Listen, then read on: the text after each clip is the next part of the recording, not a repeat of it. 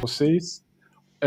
Então, como eu comentei, a gente está começando uma série aqui no canal, onde a gente vai trazer algumas empresas que já estão nessa jornada de engenharia de plataforma há um bom tempo. O Banco Pan, a gente já conversou um tempo atrás, eu lembro, não sei se vocês vão lembrar, na época que eu trabalhava na Neon, a gente trocou figurinhas, e vai ser bem interessante ver um pouco a jornada de vocês. Então, eu estou aqui com o Gaspar e o Bruno. Se apresentem aí, por favor. Boa, então me chamo Gaspar, pessoal. Sou aqui do Paraná, no interior da cidade de Pato Branco. Eu sou especialista 3 no Banco Pan. Estou no banco já vai fazer 4 anos. Trabalhei como terceiro um tempo antes. E na área de TI eu estou há 20 anos. Sou casado com a Laura, sou pai da Cecília. Vivo tecnologia. Meu hobby é ficar no computador, jogando videogame. Então a gente respira tecnologia. É isso aí. Boa. Bom, boa tarde, galera. Eu sou Bruno, eu sou de Osasco, região aqui metropolitana de São Paulo, né? Tô aqui no PAN faz 2 anos e meio. Antes disso, já trabalhei em outros bancos, em consultoria também. Já fui dev, já fui DBA, já fui arquiteto de solução, tech lead. Tive várias experiências aí no mercado de tech também. Assim como o Gaspar, também gosto bastante de tecnologia como um todo, videogame, sou bem nerdão. Gosto de música também, sou casado, também tenho um pequeno aí de 1 ano e meio, Maurício. E acho que é isso aí. Bom, vamos ter um papo bacana aí sobre DP e engenharia de plataforma. Boa. Então, pessoal, aqui a gente vai falar com vocês um pouco das dores que tínhamos no PAN antes de termos a nossa plataforma. Conceituar vocês também um pouco de Developer Experience, Single Pane of Glass. Falar também sobre alguns estudos no mercado que a gente fez antes de iniciar o desenvolvimento da nossa plataforma. Por que que a gente optou por desenvolver uma e não pegar uma do mercado. A gente vai também dar uma pinceladinha e mostrar algumas telas do nosso IDP, falar sobre algumas das nossas features, mostrar para vocês também os resultados alcançados, né? Aí vamos também dar algumas dicas de desenvolvimento do IDP, né?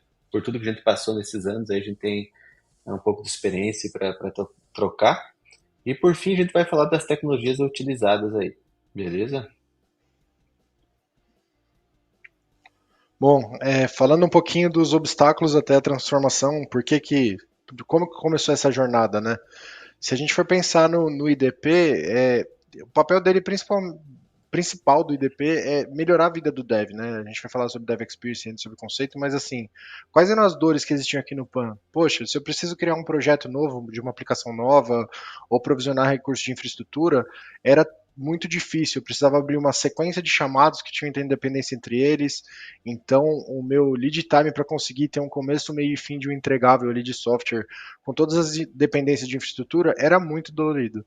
E a gente precisava criar métodos de fazer isso com segurança, com padronização e tirando esse overhead do dev, do tempo que ele tinha que ficar esperando, às vezes, para ter um recurso para conseguir começar a trabalhar.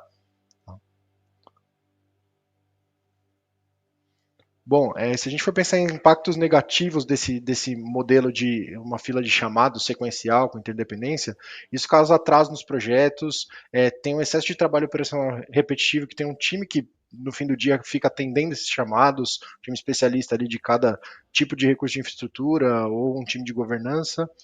A gente tem muito retrabalho também, porque muitas vezes, tem que criar um recurso, faltou uma configuração específica, tem que ir lá e abrir um outro chamado para alterar essa configuração.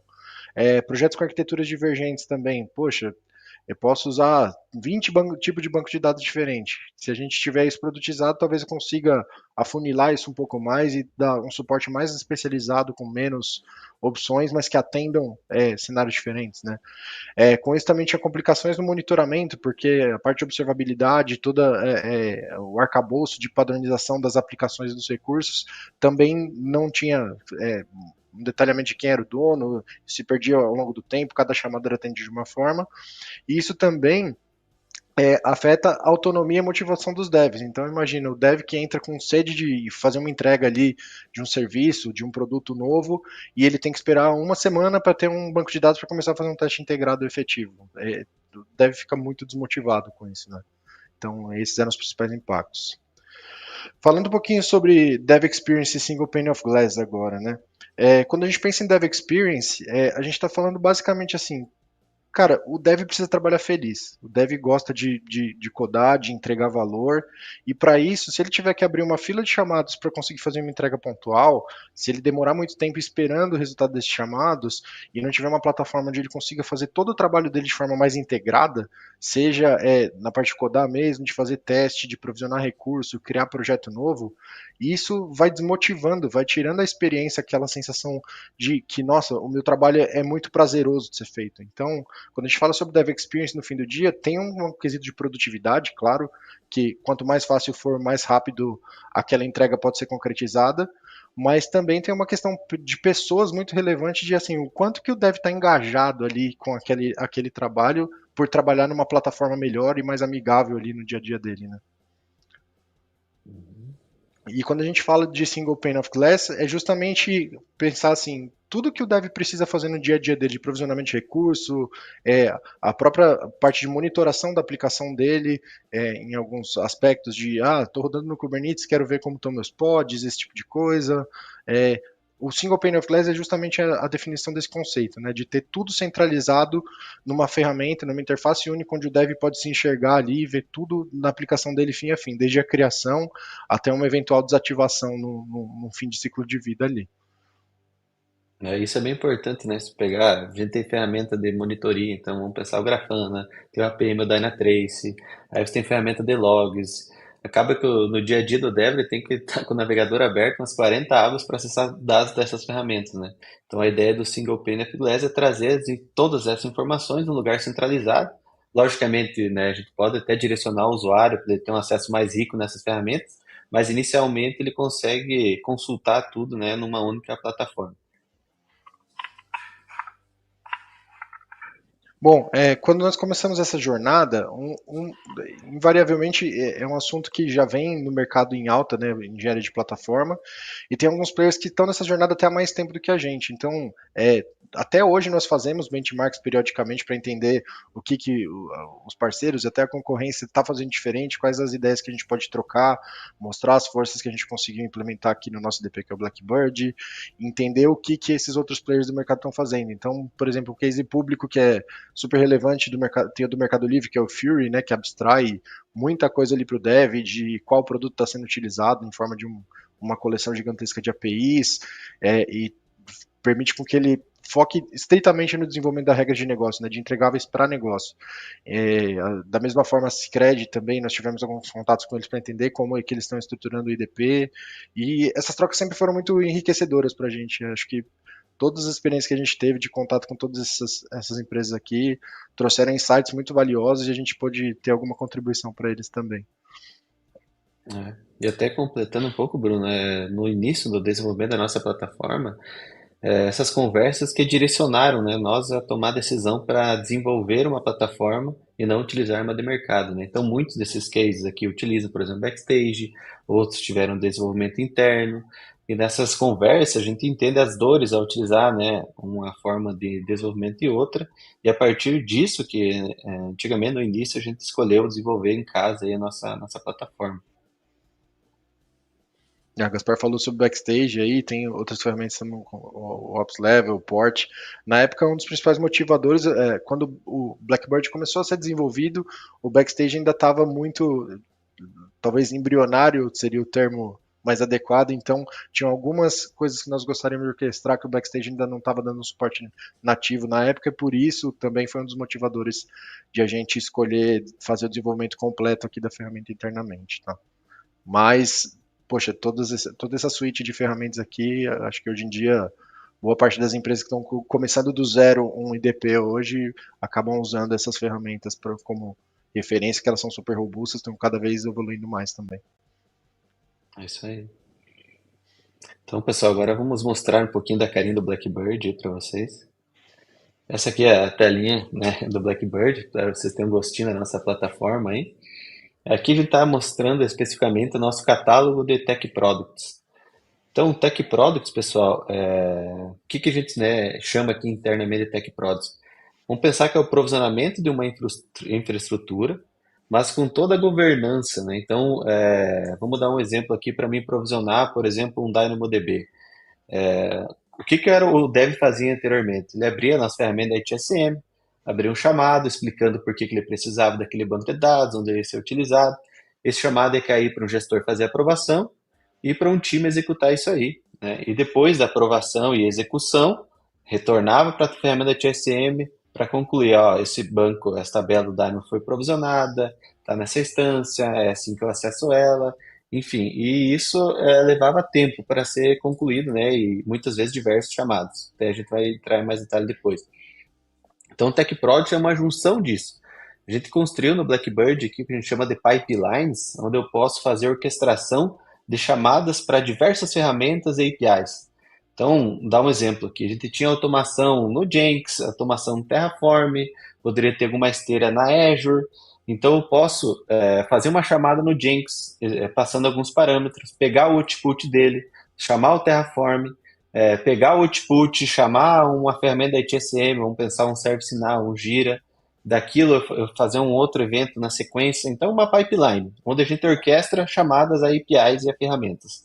Então, a gente constrói esses tech products, né? Essa é uma das features do Blackbird, e a gente tem um catálogo de tech products aqui. Então, a gente consegue provisionar recursos na AWS, Azure, na Confluent, que é o Kafka, contas de serviços em bancos de dados, na RH SSO com a nossa ferramenta BDP.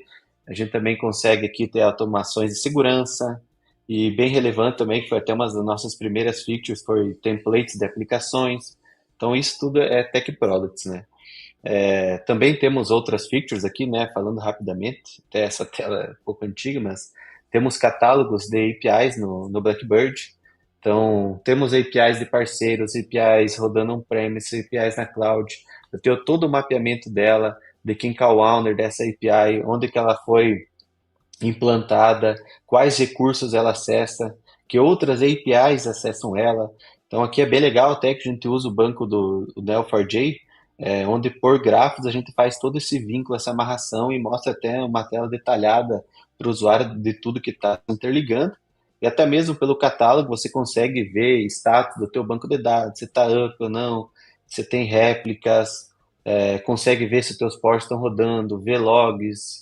E o Blackbird, ele até permite que o time não só de desenvolvimento acesse, tá? Isso é bem legal de comentar. O próprio time de operações acessa o Blackbird para poder administrar um cluster Kubernetes. Eles podem editar um deploy, um stateful set, config map, enfim, qualquer objeto do Kubernetes hoje o Blackbird permite fazer esse gerenciamento e outras coisas, né? Então, hoje o Blackbird ele é acessado por time de negócio, por time de operações, time de segurança, desenvolvedores e deve ter outros times, né, que eu vou até esquecer de mencionar aqui.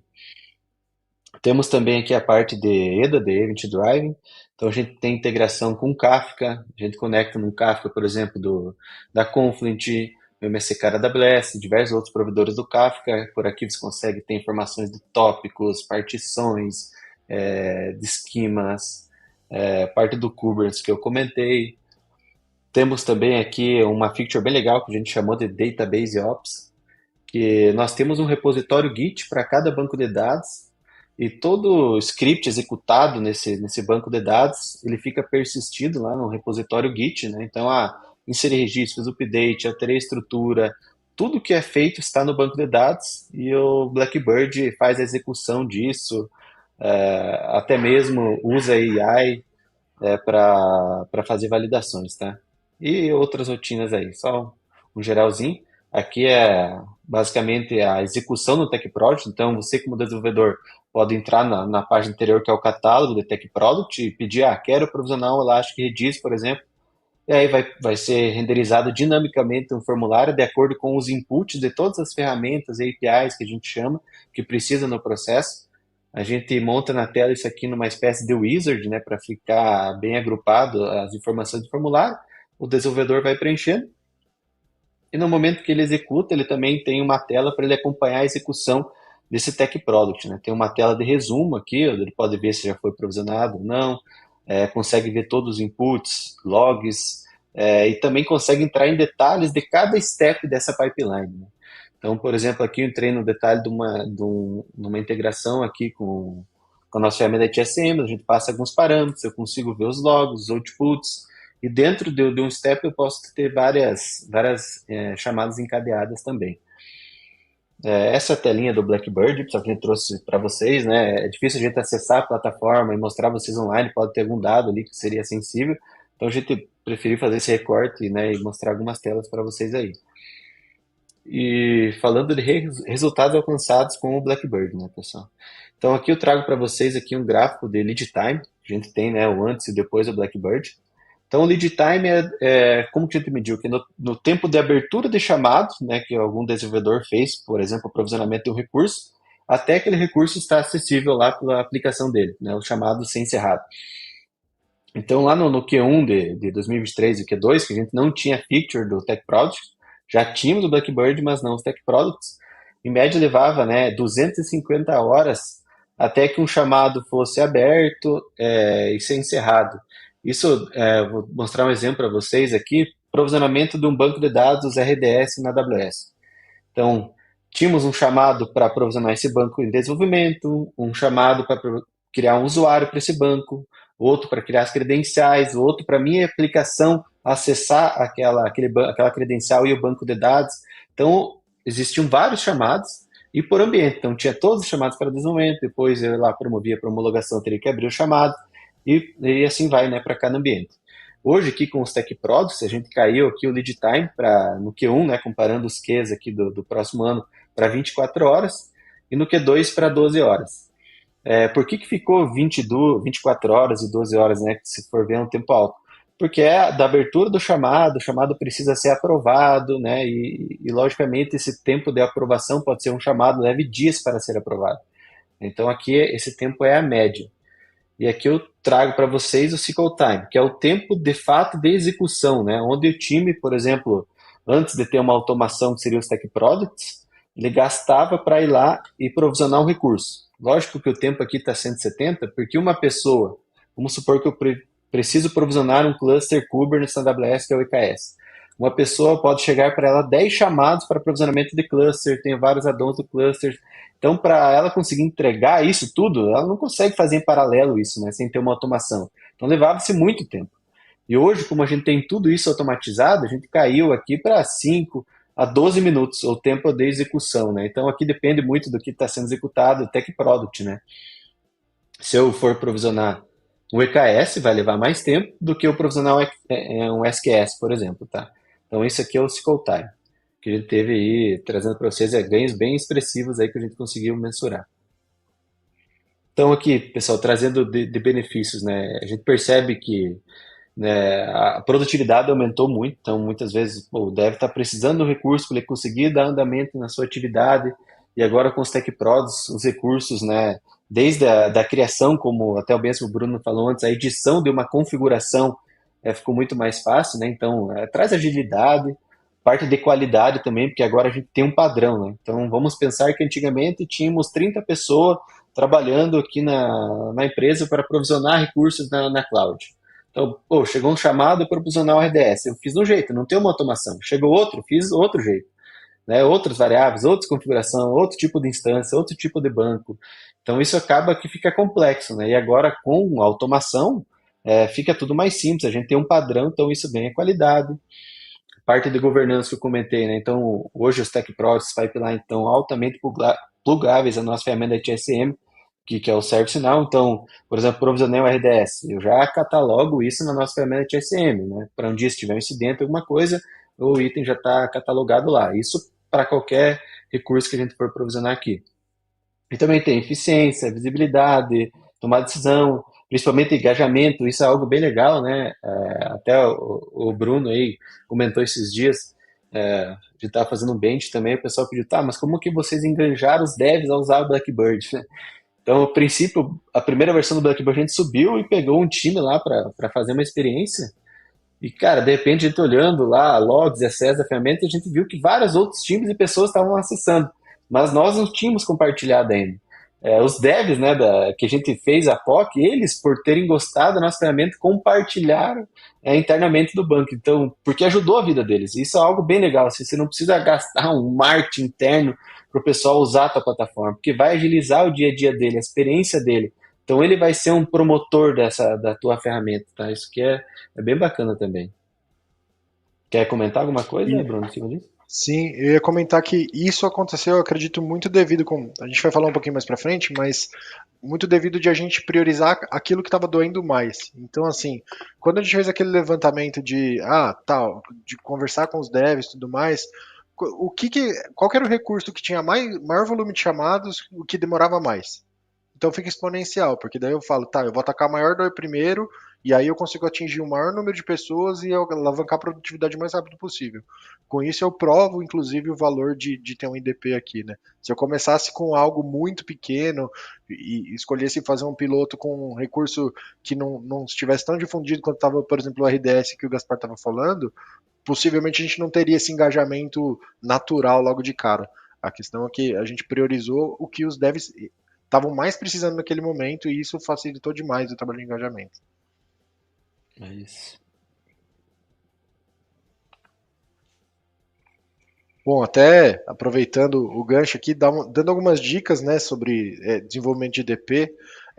Quando a gente fala sobre o IDP, pensando no propósito dele, ele está aqui para melhorar um processo que já existe. Provisionamento de infraestrutura sempre existiu, né? Hoje em dia com o cloud mudou-se um pouco o paradigma em relação a como era comprar um servidor antigamente, mas ainda assim tem uma série de questões de governança que empresas grandes precisam passar, né? De gestão de mudança, controle de CMDB para ter tudo registrado, ownership de recursos, ciclo de vida. E tudo isso passa por um processo de melhoria contínua, né? Por isso que a gente fez questão de colocar aqui a questão do Kaizen. Então, se a gente pensar no IDP enquanto um produto entregue para os devs, assim como qualquer sistema é um produto para um cliente final, é muito importante que os devs participem do processo, né? Tá, o que está doendo, o que está difícil dentro do processo. Vamos mapear a jornada do desenvolvimento dentro da empresa, como funcionam os processos sem vaidade, sem muito filtro, de pegar a realidade como ela está e tentar atacar os pontos de dor mais relevantes. Então, avaliar fim a fim a jornada, propor soluções, implementar, avaliar o resultado e manter isso num ciclo, né, de melhoria contínua. Então, nasce um produto hoje, nasce outro amanhã, a gente revisita, tá, tenho 2 produtos, será que tem integração entre eles que eu posso revisitar minha jornada para facilitar o uso dos devs? É um trabalho contínuo, não é um trabalho que acaba simplesmente. É um trabalho que a gente diminuiu ele para 12 minutos, mas 12 minutos será que dá para diminuir ainda mais? Né? É muito nessa busca de excelência que a gente trabalha. Então, é, é, depois que se começa, eu diria que é um trabalho sem fim, mas que é prazeroso e gratificante demais poder entregar isso. Então, quando a gente fala de identificação dos problemas, o primeiro passo que foi feito foi mapear a jornada do usuário. Quando um dev entrava no banco, como que ele conseguia os acessos, como foi começar um projeto, como que ele cria o repo de código dele, quais são os recursos mais utilizados, vamos pegar a fila de chamado ali que os times abriam para os times de infraestrutura, ver qual que tem maior volume, entender essa jornada e fazer como se fosse um mapa de calor, né, para entender onde estão as dores que a gente consegue extrair maior valor e agregar maior valor para os devs. Então, isso passou por grupos de foco, de ter discussões mais aprofundadas sobre cada uma das dimensões, fazer um trabalho de discovery e entrevistas contextuais, de quando muitas vezes alguém trazia um problema para a gente, poxa, não dá para colocar isso aqui no Blackbird, é até algo que a gente incentiva muito aqui internamente, de pessoal, tragam as dores de vocês. Se tem algo que dá para ser mais eficiente no Blackbird, ou algum recurso que vocês estão precisando que ainda não está disponível, é uma das principais fontes de backlog para a gente hoje, né? Esse dev levantando a mão e falando, cara, me ajuda aqui. Bom, esse aqui é quando eu comentei do mapa de calor ali, é basicamente um mapeamento que foi feito da jornada, dos processos, desde o começo de um projeto aqui até a gente conseguir levar esse projeto para um ambiente produtivo e operacionalizar ele. Então, se a gente pegar ali os círculos brancos, são processos que não, a gente entendia que o IDP não teria uma contribuição tão relevante assim. Os processos, numa cor mais rosa ali, eles são processos que poderia ter alguma interação, mas que não eram os mais relevantes. E os vermelhos é onde estavam as maiores dores, onde demorava mais, onde gerava mais desgaste. Então, vocês vão ver que conversa muito com o que com o que o Gaspar mostrou que está disponível ali no Blackbird.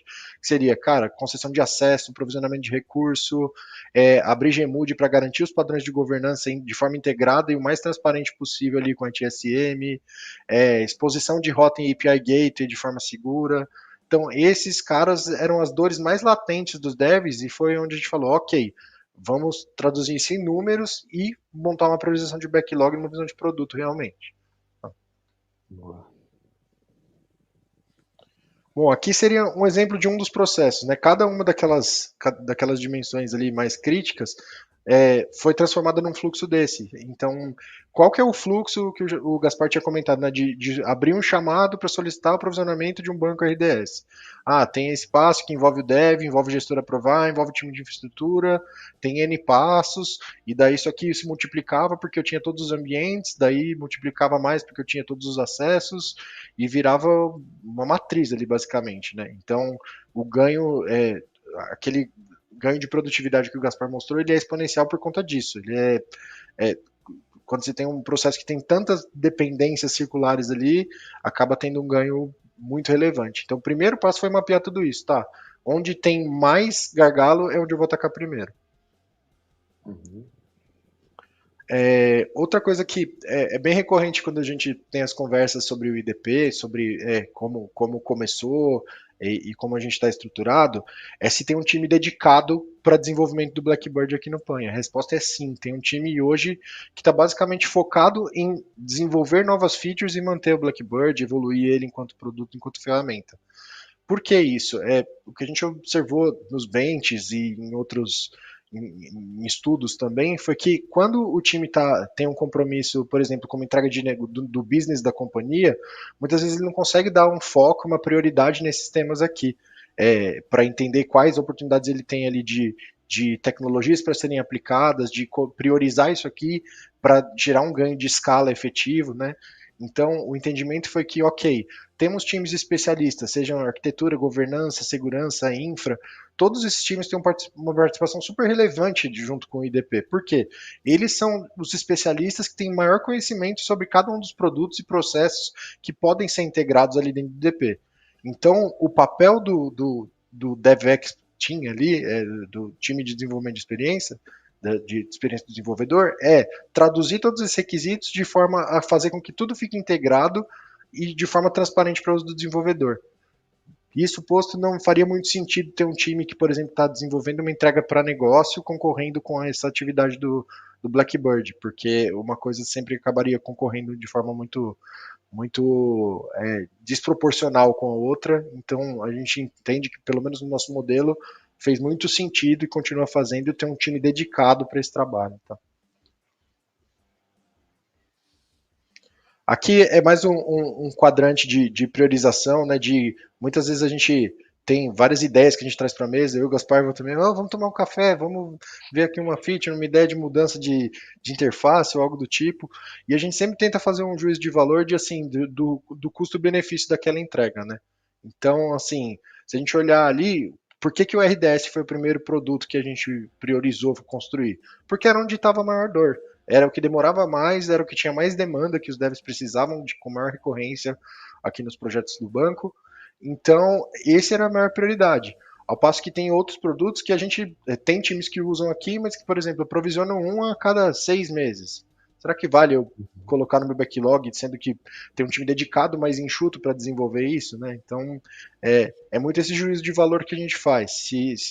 Qual que é a frequência e a complexidade do que tem não produtizado ali ainda para a gente colocar no topo do backlog, né? E aí, por fim, como validar o sucesso? Né? Uma coisa que é super importante quando a gente está nessa jornada de IDP, e como trabalho contínuo ali do Kaizen, é medir sempre, trabalhar com métricas de assim, como que está a adesão, quantos usuários tem no Blackbird hoje, como que está a satisfação do usuário, fazer um NPS integrado dentro da própria ferramenta para saber o que o dev está achando, de acordo com a resposta dele coletar uma percepção mais qualitativa, né? Qual que é o impacto na produtividade? A gente mostrou aquela métrica ali de quantas horas levava para provisionar um recurso, né? Desempenho e estabilidade. Blackbird, a gente o time que desenvolve ele é bastante maduro, né? É um time bem sênior, então é uma ferramenta super estável, dificilmente a gente tem alguma indisponibilidade que impacte o ciclo de desenvolvimento de software dos times de negócio aqui, de engenharia.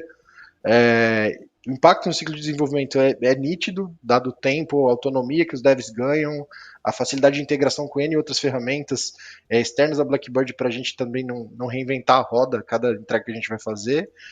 E uma redução de custo e recurso também. Então, por exemplo, o Blackbird aplica uma série de guarda-redes, por exemplo, vou provisionar um RDS em ambiente de desenvolvimento. A gente já tem alguns portes padrão de acordo com o ambiente. Se eu for criar em desenvolvimento, eu tenho um port. Se for homologação, eu tenho outro. Eu tenho uma flexibilidade de aumentar e diminuir para poder fazer um teste de carga, por exemplo. E produção já tem um shape mais flexível, porque de acordo com a volumetria de negócio. Então, isso já gera um direcionamento também para a gente não gastar de forma indevida ali com o provisionamento de recursos. Boa. E aqui, pessoal, falando um pouco para vocês das tecnologias aí que a gente utilizou, né? Então, recapitulando, o Blackbird, né, foi desenvolvido internamente no Banco Pan. Back-end, a gente tem aplicações, alguns microserviços.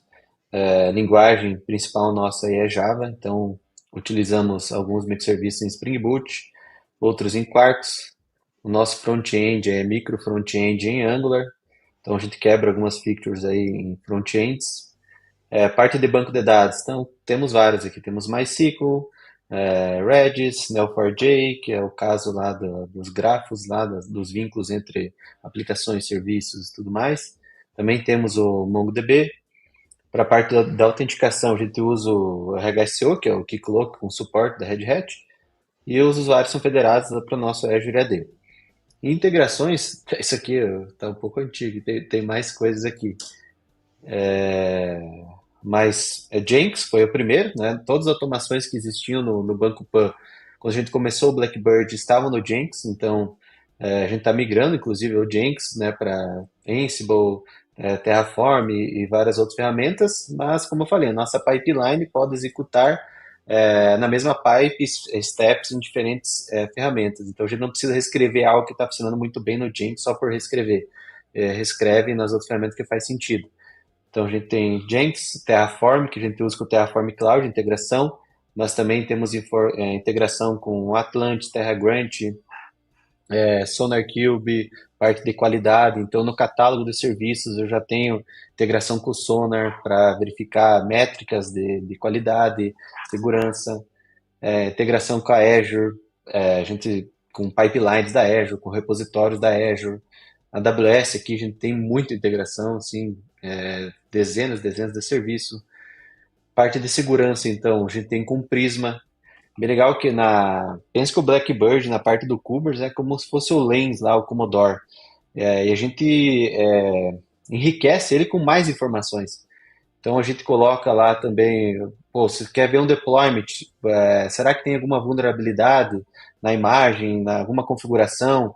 Então a gente tem integração com o Prisma para trazer esses insights e até mesmo fazer de postura mesmo, né? Eu uso o Prisma também. Parte do Kafka lá de Event Drive a gente tem o Confluent, usávamos o MSK antigamente, também temos integrado no Blackbird. De Gate a gente usa o Kong. Também temos, foi até esqueci de comentar, pessoal, no outro slide lá, mas fazemos uso aqui legal de IA, até mesmo nos Tech Products. Então, dá um exemplo para mim provisionar um tópico no Kafka. Conforme que o dev preenche o formulário, dá uma descrição, qual produto vai usar, a gente faz uma integração com o chat, né, com o LLM, para sugerir nomes de tópicos conforme uma documentação nossa que está no Confluence. Então, usamos o RAG lá para descobrir, pegar a documentação, né, do banco vetorial que a gente indexa os conteúdos, a gente passa isso para o OpenAI juntamente com o que foi preenchido no formulário lá para sugerir nomes de tópicos, né.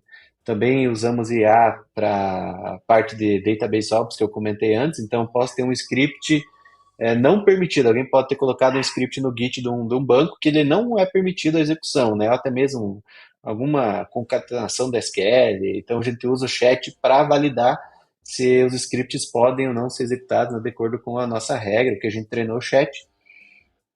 Também temos a parte do LLM direto no Blackbird, um chat onde o dev, né, outros usuários podem escolher entre múltiplos modelos, né?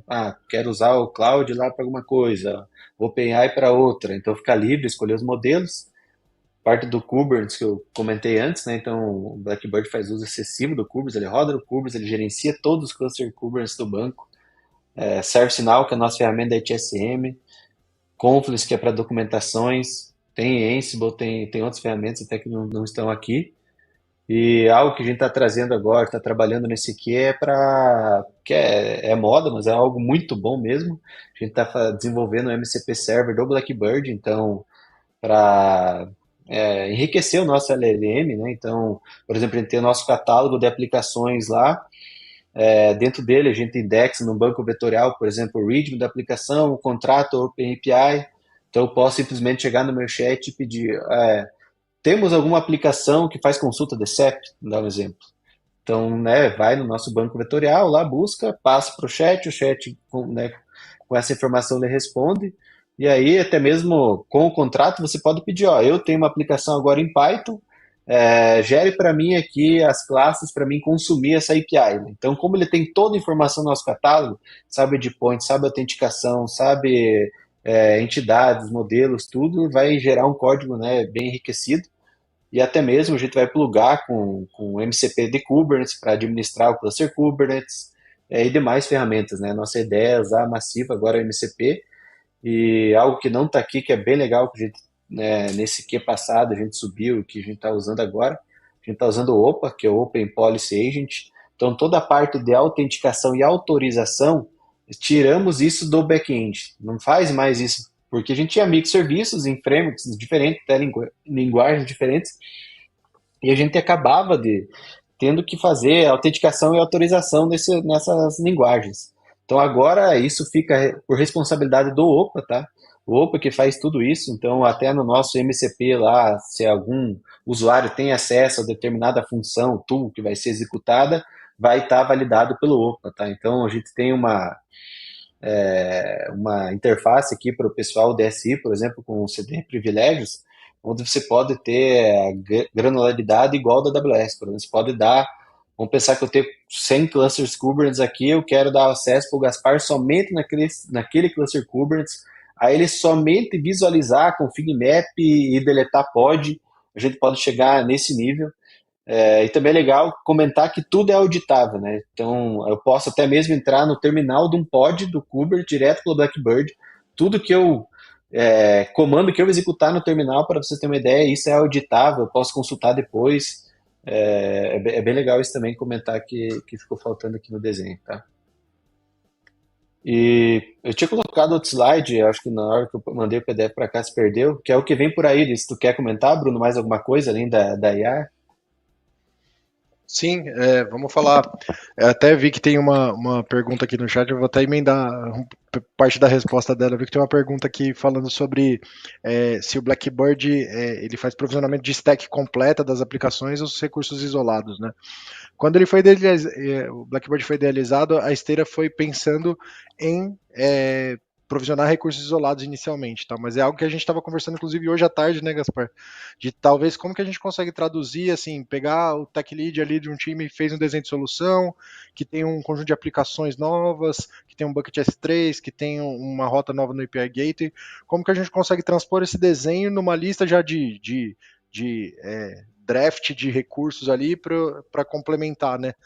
Simplesmente ele ir preenchendo a parte de metadados e provisionar tudo de uma vez numa visão de stack completa. Então, hoje a gente não tem isso, mas é um desejo que está aqui na fila de a gente facilitar dos times poderem trabalhar em mais uma visão projeto e não tão uma visão recurso, tá? É algo que a gente entende que agregaria mais valor, pensando naquela ideia de melhoria contínua e de métricas, é algo que acredito que até, por exemplo, vou preencher uma parte de metadados lá. Todos os metadados que são relativos ao owner, ao projeto que está provisionando aquele recurso, etc., vai ser comum para todos os recursos que eu estou criando dentro de um desenho de solução, né? Isso agrega em tempo para o dev também, agrega em experiência. Então, é o que a gente quer, sim, colocar no backlog para a gente poder incrementar no futuro, tá?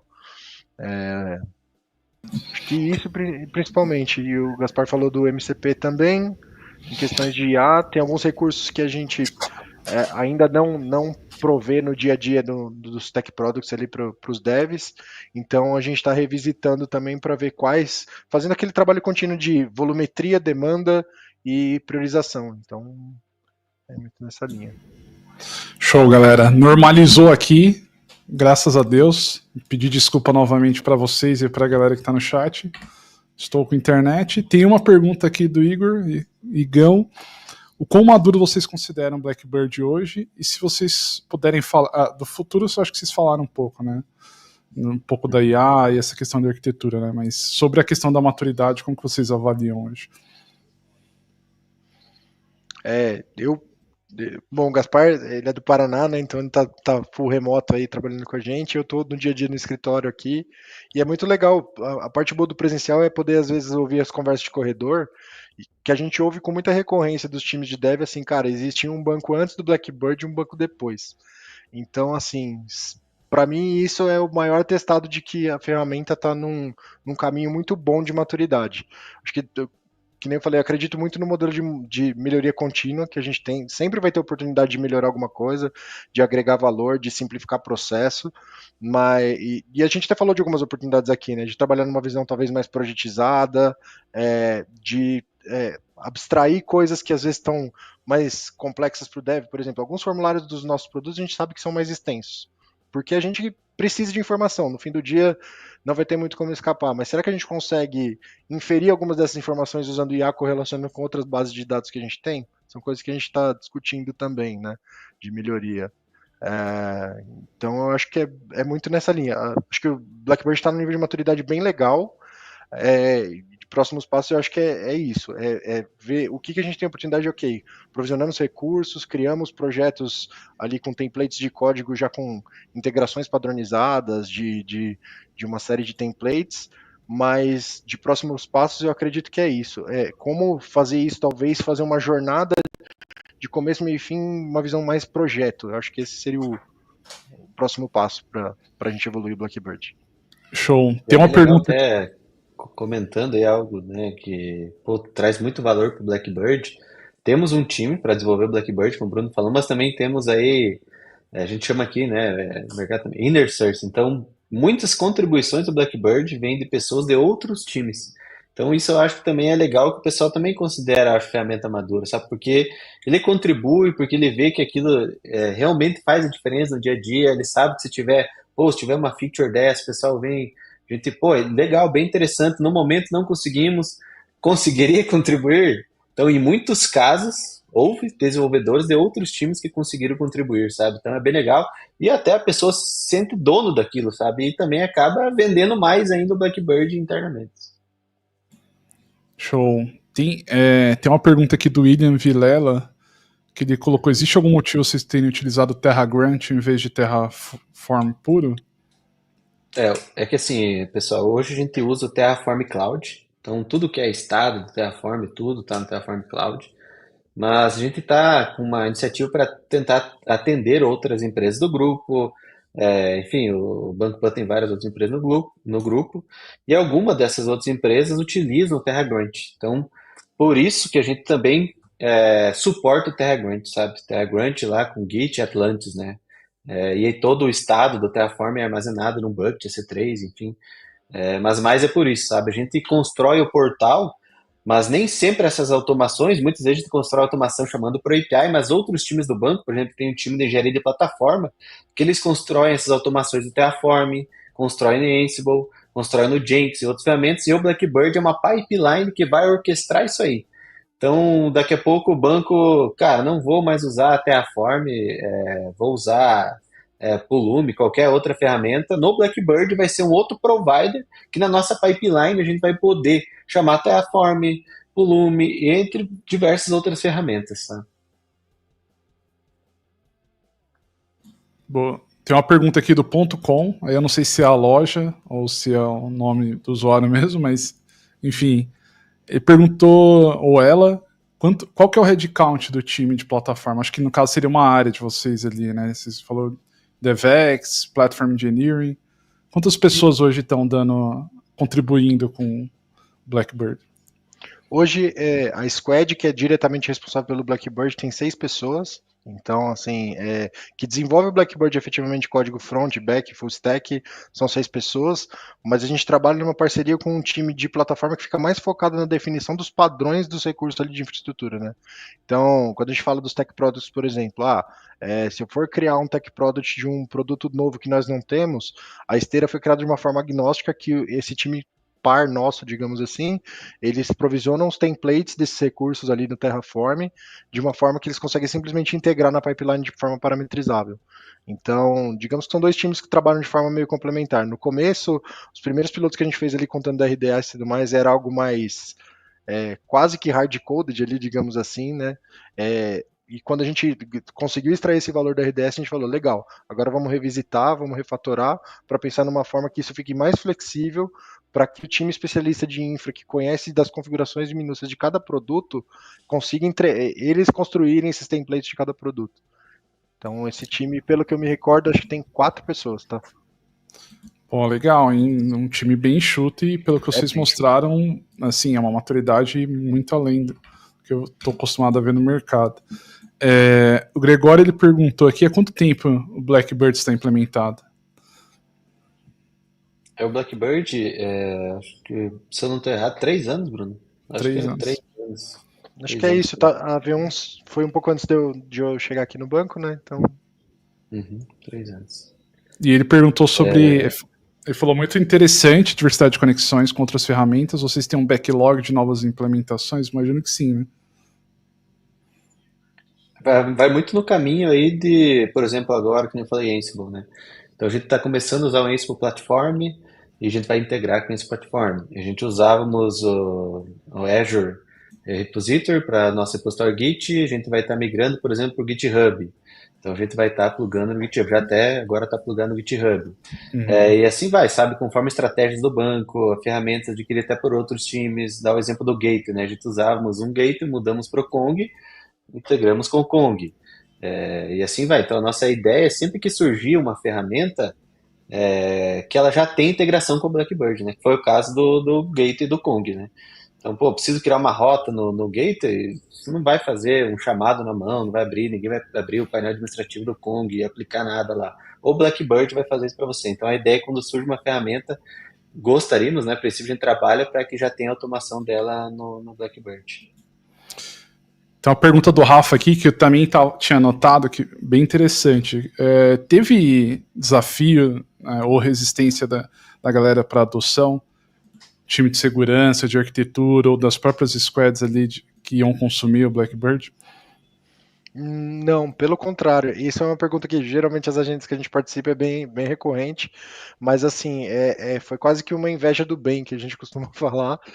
No piloto que a gente fez ali, por exemplo, do RDS para aprovisionamento de recurso, os primeiros times que participaram do piloto acabaram fazendo um boca a boca pelo fato de ter uma demanda muito alta, isso escalou de uma forma que trouxe um engajamento muito legal, assim.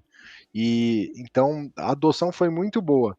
Tem algumas coisas que, por exemplo, o catálogo de API, né? Nós tivemos uma versão inicial do catálogo de serviços que a gente tinha e a gente reformulou ela para maturar um pouco mais, de colocar mais atributos, trazer visão de governança, de segurança da informação, tudo mais.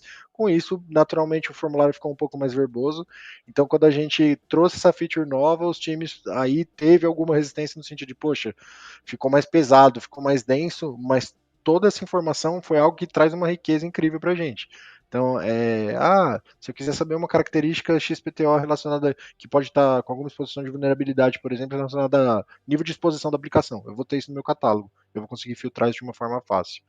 Então, eu diria que assim, para a parte de provisionamento de recurso, criação de projeto, a adoção foi muito natural e os times abraçaram muito a causa.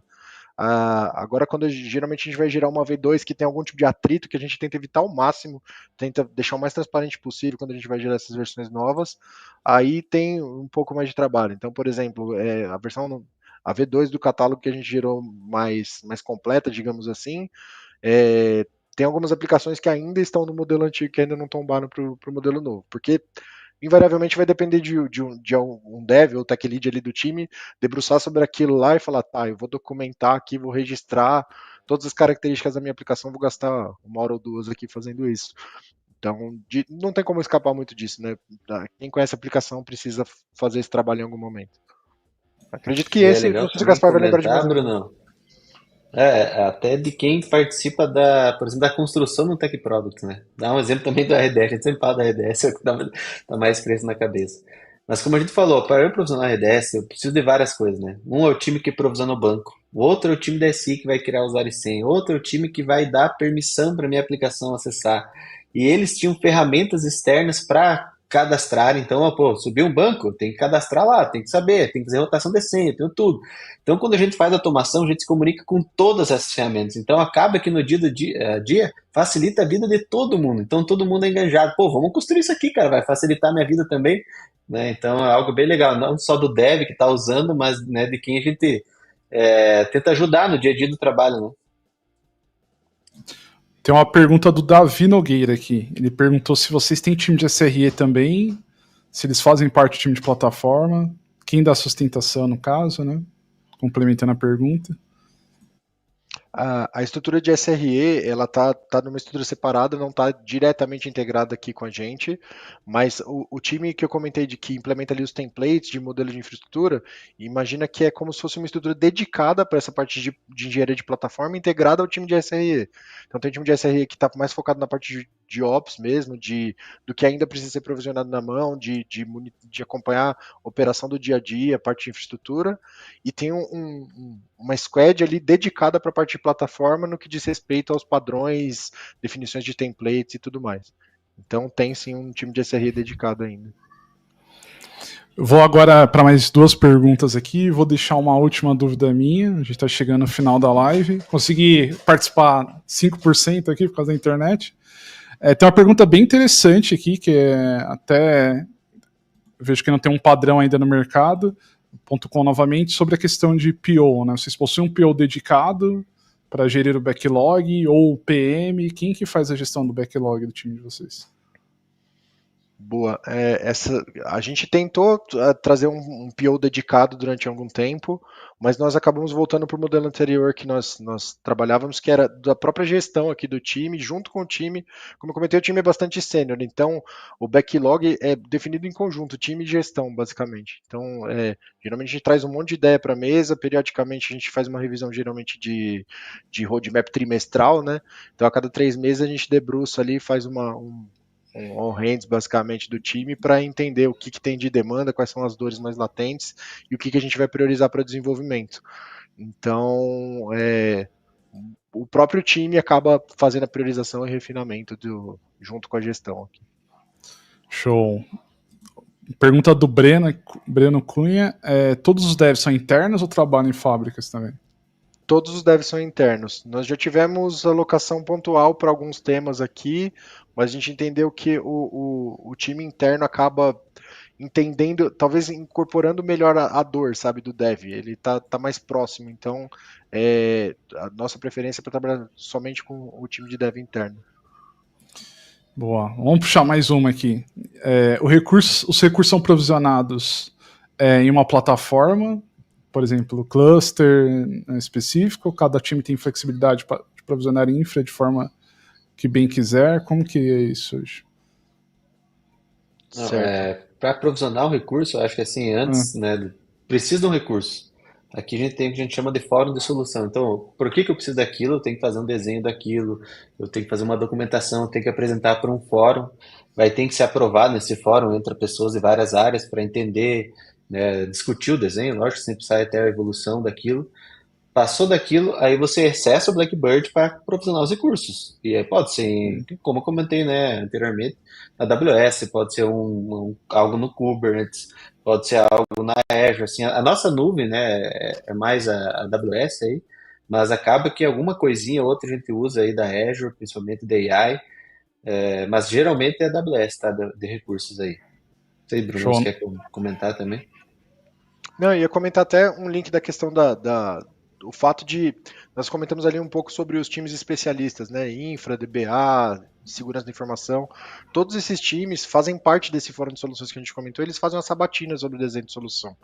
Então, a gente trocou o esforço desses times que geralmente estavam participando ali do operacional de provisionamento de recursos também, pelo esforço de inteligência. Cara, vamos discutir o desenho, vamos discutir a solução, fazer uma proposta em conjunto.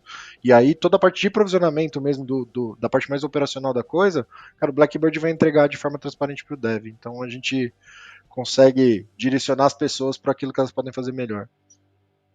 E tem um radar de tecnologia também, né? Acabei Isso. lembrando agora do radar. Então o pessoal seguia muito pelo radar. Boa, galera. Agora indo para última dúvida, uma dúvida que eu quero deixar para todo mundo.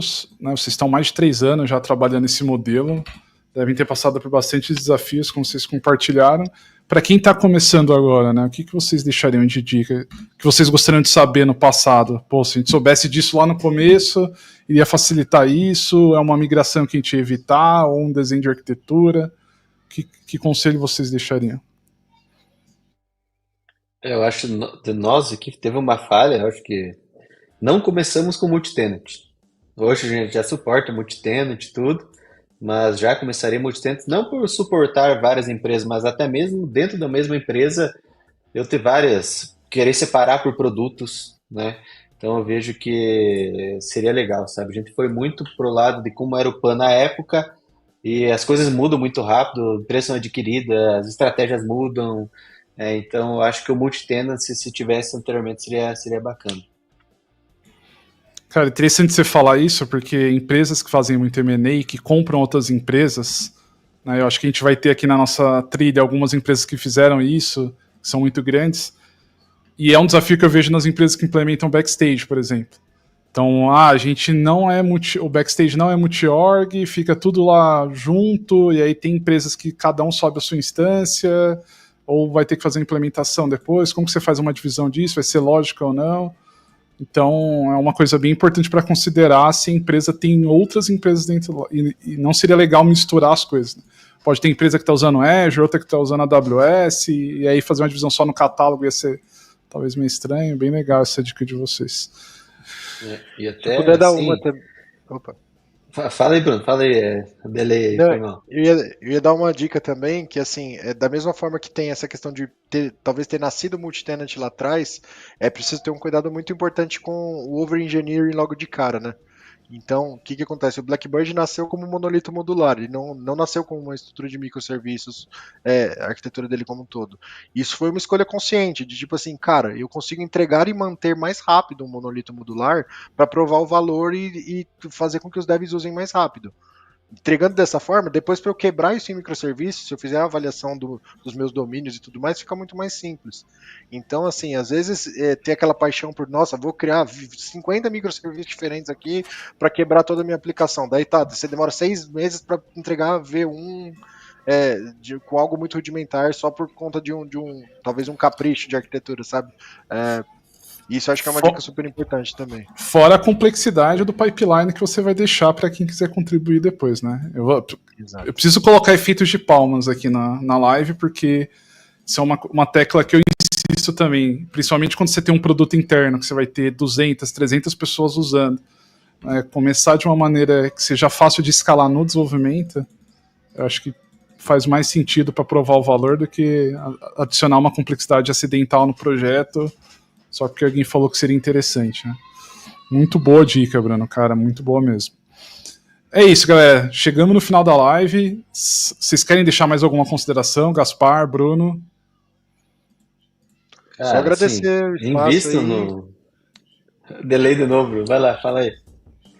Desculpa, eu queria agradecer o espaço, a oportunidade aí de compartilhar um pouquinho com vocês. E acho que da minha parte é isso. Manda aí, Gaspar. Cara, quem tá pensando em começar, se realmente faz sentido ter uma plataforma. Cara, eu tô no banco aqui, já trabalhei como terceiro antes agora. Total diferença do dia a dia do dev, ânimo do dev, porque, sabe, você não tem que esperar 10 dias para ter um recurso para você poder codar, já coda em minutos. Então, assim, é uma plataforma que tá para apoiar você em tudo, sabe? Eu acho que faz total sentido. Sou muito fã do Backstage. É legal comentar isso. No passado a gente tentou utilizar, não tinha muita coisa, estava com bastante bug. Hoje é um projeto maduro da CNCF, está muito bacana, tem muito plugin. Só acho que tem que ter cuidado com esses plugins, que é tipo o Jenkins, tem 1 milhão de plugins, Backstage tem 1 milhão de plugins, e você tem que atualizar os plugins. Então, assim, gera incompatibilidade algumas vezes, mas é muito legal, muito poderoso para quem está começando, para ter esse real valor de uma plataforma. Acho que o Backstage, cara, é uma das melhores do mercado. Então essa é uma dica, eu acho, para quem for começar, né, dependendo, eu acho que seria começar com o Backstage. Aí ficar maduro, você pode também, cara, conviver e ter a sua plataforma, né? E uma outra decisão legal que a gente tomou e acertou aí recentemente foi a utilização do OPA lá para autenticação e autorização, deixar algo totalmente dinâmico, assim, de repente surgiu um perfil novo no banco para alguma coisa. Cara, é questão de minutos, eu tenho lá todas as políticas para aquele perfil estar usando, se eu quiser trocar isso, e até mesmo multi-tenant ter perfis com políticas diferentes, foi algo bacana também, além do multi-tenant, eu acho que isso complementa bastante. Então é isso, galera. Muito obrigado. Desculpa novamente pela quedas de internet aqui no começo da live. Obrigado para quem ouviu. Obrigado, Gaspar. Obrigado, Bruno. Não se esqueçam de se inscrever no canal. A gente ainda vai falar com muitas outras empresas. E fica o convite também, se vocês quiserem voltar aqui para trazer alguma coisa interessante para compartilhar com a comunidade. Bastante gente trouxe dúvida, a galera se empolgou bastante com a live, foi muito boa. É isso. Vejo vocês na próxima semana. Tchau.